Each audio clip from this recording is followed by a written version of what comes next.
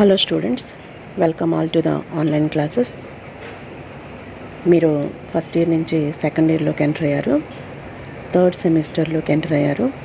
So third సెమిస్టర్లో మీకు banking theory and practice అని ఒక సబ్జెక్ట్ ఉంది.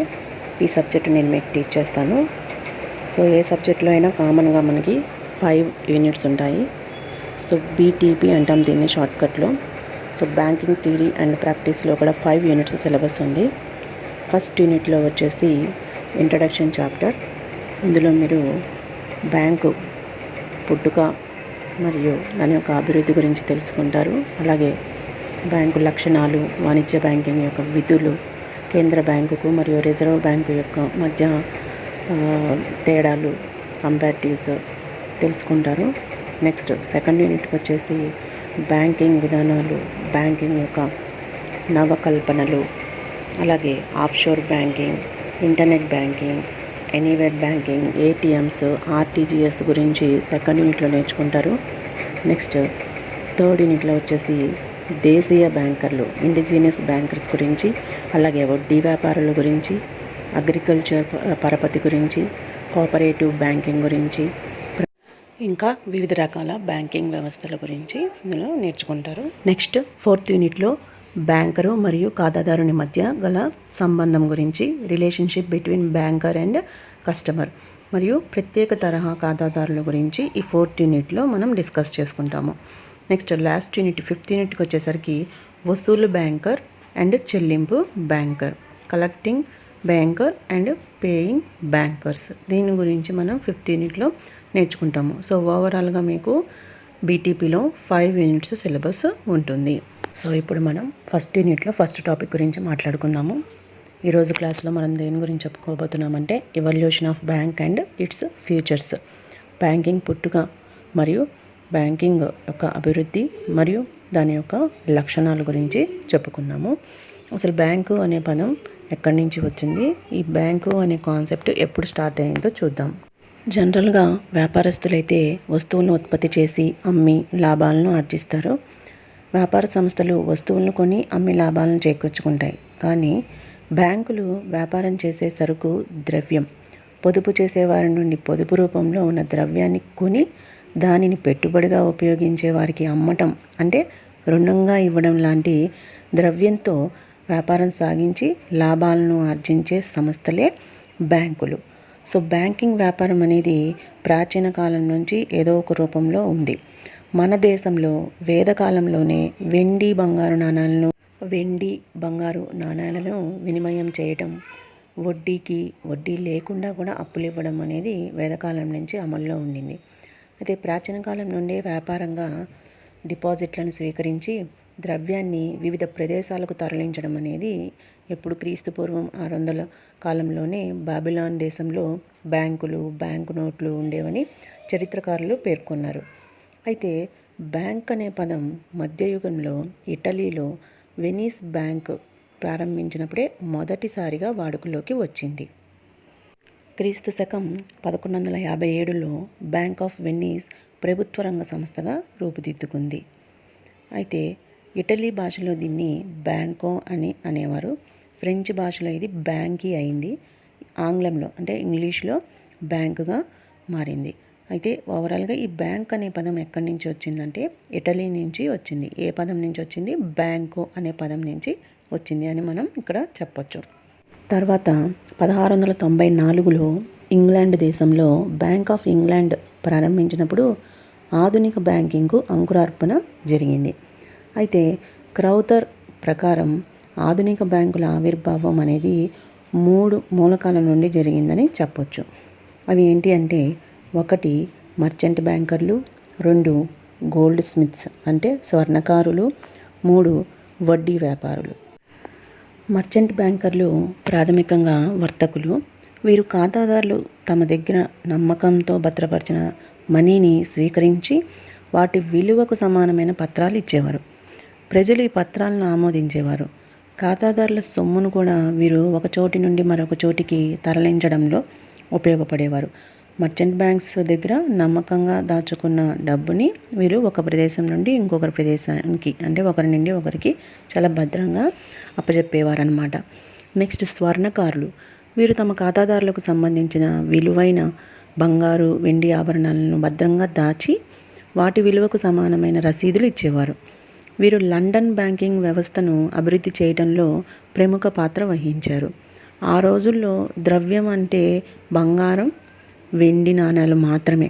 అప్పుడు క్యాష్ ఉండేది కాదు. అప్పుడు మనీ అంటే కేవలం గోల్డ్ అండ్ సిల్వర్ మాత్రమే. ప్రజలు తమ వద్ద దొంగల నుండి రక్షణ కోసం డిపాజిట్ల రూపంలో దాచిన వెండి, బంగారం సొమ్ముతో వీరు వ్యాపార లావాదేవీలు జరిపేవారు. ఇక మూడోటి వచ్చి వడ్డీ వ్యాపారులు. వీరు తమ వద్ద మిగులు ద్రవ్యాన్ని వడ్డీపై ఇతరులకు అప్పులిచ్చేవారు. స్వర్ణకారులు తమ ఖాతాదారుల రోజు తమ వద్ద డిపాజిట్ల రూపంలో దాచే సొమ్మును మరియు వారు విత్డ్రా చేసుకునే సొమ్మును పోల్చి చూస్తే వారికి డిపాజిట్ల కంటే విత్డ్రా చేసే సొమ్ము ఎక్కువ కాదని తెలిసింది. సో దాంతో వీరు కొద్దిపాటి కనిష్ట నిల్వతో వ్యాపారాన్ని నిర్వహించవచ్చని అర్థం చేసుకొని ఆధునిక బ్యాంకింగ్ వ్యవస్థకు శ్రీకారం చుట్టారు. ఈ స్వర్ణకారులే బ్యాంకర్లు అయ్యారు. వారి వద్ద గల మిగులు డిపాజిట్ల సొమ్మును ఎక్కువ వడ్డీకి రుణాల రూపంలో ఇతర వర్తకులకు అందజేయడం ప్రారంభించారు. సో ఈ బ్యాంకింగ్ వ్యాపారం అనేది స్వర్ణకారుల దగ్గర నుంచి, తర్వాత వడ్డీ వ్యాపారాల దగ్గర నుంచి ఈ కాన్సెప్ట్ అనేది మొదలైందనమాట. బ్యాంకింగ్ అనేది మొదలైంది. సో ఈ బ్యాంక్ అనేది 3 మూలకాల నుంచి వచ్చింది. ఏంటి అంటే మొదటి మర్చెంట్ బ్యాంకర్లు, 2 స్వర్ణకారులు, 3 వడ్డీ వ్యాపారులు. నెక్స్ట్ బ్యాంకు నిర్వచనం. బ్యాంకుని వివిధ మంది ఆథర్స్ వివిధ రకాలుగా నిర్వచించడం జరిగింది. సో అందులో మనం మెయిన్గా 3 డెఫినేషన్స్ తీసుకున్నాము. ఫస్ట్ వన్ వచ్చేసి క్రౌదర్ బ్యాంకుని ఎలా నిర్వచించారంటే, మిగులు ద్రవ్యం కలిగిన వ్యక్తులు లేదా సంస్థల నుండి డిపాజిట్ల రూపంలో ద్రవ్యాన్ని సేకరించి అవసరమయ్యే వ్యక్తులకు కానీ లేదా సంస్థలకు కానీ తిరిగి రుణం రూపంలో అందజేసే వ్యక్తి లేదా సంస్థనే బ్యాంకర్ అని అంటారని క్రౌదర్ పేర్కొన్నారు. నెక్స్ట్ సేయర్స్ ఏం చెప్తున్నారంటే, ఏ సంస్థ వద్ద గల డిపాజిట్లను తన ఖాతాదారులు రుణాలు, వసూళ్లు మరియు చెల్లింపులకు ఉపయోగిస్తారో ఆ సంస్థనే బ్యాంకు అని అంటారు. సో ఏ సంస్థ అయితే ఆ డబ్బుని డిపాజిట్ల రూపంలో తీసుకున్న డబ్బుని తిరిగి రుణం రూపంలో ఇస్తుందో, చెల్లిస్తుందో, రుణాల రూపంలో ఉపయోగిస్తుందో ఆ సంస్థనే బ్యాంకు అని అంటారని సేయర్స్ పేర్కొన్నారు. Next third one and very important one, banking regulation యాక్ట్లో బ్యాంక్ అంటే ఏంటి నిర్వచనం అంటే చూడండి. ఇక్కడ ఖాతాదారుల డిమాండ్పై చెక్కు ద్వారా కానీ, డ్రాఫ్ట్ ద్వారా కానీ, మరేదైనా పత్రం ద్వారా కానీ తిరిగి వారికి చెల్లించే షరతు మీద డిపాజిట్లు స్వీకరించి ఆ సొమ్మును రుణాలు ఇవ్వడానికి గాను, పెట్టుబడి కోసం గాను ఉపయోగించడాన్నే బ్యాంకింగ్ వ్యాపారం అంటారు అని మనకి బ్యాంకింగ్ రెగ్యులేషన్ యాక్ట్ చెప్తుంది. సో ఇక్కడ మనం 3 నిర్వచనాలు చెప్పుకున్నప్పటికీ 3 నిర్వచనాల్లో కూడా కామన్గా ఉన్న పాయింట్ ఏంటంటే, డిపాజిట్లను స్వీకరించడం, అది ఏ రూపంలో అయినా సరే, అంటే చెక్ ద్వారా కానీ, డ్రాఫ్ట్ ద్వారా కానీ, మరి ఏదైనా పత్రం ద్వారా కానీ డిపాజిట్లను స్వీకరించి వాటిని తిరిగి రుణాలుగా అందచేయడం. నెక్స్ట్ బ్యాంకు యొక్క లక్షణాల గురించి చూద్దాము. సో పైన డెఫినేషన్స్లో మనం ఏదైతే చెప్పుకున్నామో అవే ఈ కింద లక్షణాలుగా పేర్కొనబడతాయి. చూడండి. బ్యాంకు లక్షణాల్లో మొదటిది, ద్రవ్యాన్ని డిపాజిట్ల రూపంలో అంగీకరించి అవసరమైన వారికి రుణాల రూపంలో అందజేస్తుంది. సో బ్యాంక్ అనే దాని యొక్క మొదటి విధి ఏంటి అంటే డిపాజిట్లని సేకరించడం. తీసుకున్న ఆ డిపాజిట్లని ఏం చేస్తుంది అంటే తిరిగి ఎవరికైతే రుణాలు అవసరమో, ఎవరికైతే పెట్టుబడి అవసరమో వారికి రుణాల రూపంలో అందజేయడం అనేదే మొదటి విధి, మొదటి లక్షణం. నెక్స్ట్ సెకండ్ వన్, ఇది పరపతిని సృష్టిస్తుంది, అంటే క్రెడిట్ని క్రియేట్ చేస్తుంది. నెక్స్ట్ చెక్కుల పద్ధతిని ప్రవేశపెట్టి డిపాజిట్లను నగదులోకి వ్యక్తుల మధ్య మార్పు చేస్తుంది. చెక్ సిస్టమ్ అనేది స్టార్ట్ అయ్యింది కదా, ఇప్పుడు కాదు, ఎప్పటి నుంచో స్టార్ట్ అయ్యింది. సో చెక్కు అనేది ఎలా ఉంటుందో కూడా మీ అందరికీ తెలుసు. మనం డిపాజిట్ చేయడానికి, మనీని డ్రా చేయడానికి చెక్కు తీసుకెళ్తూ ఉంటాము జనరల్గా. సో ఆ చెక్ సిస్టమ్ అనే దాన్ని ప్రవేశపెట్టి దాన్ని నగదులోకి మార్చి దాన్ని ఇద్దరు వ్యక్తుల మధ్య నగదు ట్రాన్సాక్షన్ జరగాలంటే వాళ్ళు చెక్స్ యూజ్ చేసి ఒకరి అవసరానికి ఇంకొకరు చెక్ ఇవ్వడం అనేది జరుగుతుంది. అది మీరు చూస్తూనే ఉన్నారు. నెక్స్ట్ ఇది లాభాన్ని ఆర్జించాలనే ధ్యేయంతో స్థాపితమైన వాణిజ్య సంస్థ. సో బ్యాంక్ అనేది కేవలం డిపాజిట్స్ తీసుకున్న లోన్స్ ఇవ్వడం మాత్రమే కాదు, ఈ డిపాజిట్స్ తీసుకొని లోన్స్ ఇచ్చే టైంలో ఇది ఇంట్రెస్ట్ అనేది కలెక్ట్ చేస్తుంది, ఇంట్రెస్ట్ అనేది పే చేస్తుంది, కాబట్టి బ్యాంకుకు లాభాలు అనేది వస్తాయి. నెక్స్ట్ లాస్ట్ వన్, ఇది డిమాండ్ డిపాజిట్లను సృష్టించే చెల్లింపుల మార్పిడికి సహాయకారిగా వ్యవహరిస్తుంది. ఇది డిపాజిట్లను సృష్టిస్తుంది, అలాగే చెల్లింపుల మార్పిడికి కూడా సహాయపడుతుంది.